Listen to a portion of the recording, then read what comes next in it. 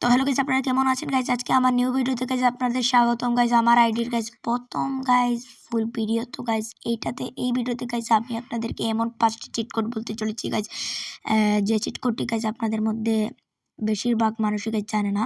তো প্রথম cheat code হলো গাইজ 8123। এই চিট কোডটা ডায়াল করলে গাইজ আপনাদের কাছে একটি মাস্ট্যাং এসে গাইজ চলে আসবে। আর দ্বিতীয় চিট কোড হলো গাইজ 6000। এটা ডায়াল করলে গাইজ আপনাদের কাছে থ্রন বাইক এসে যাবে। আর তৃতীয় চিট কোডটি হলো গাইজ 300।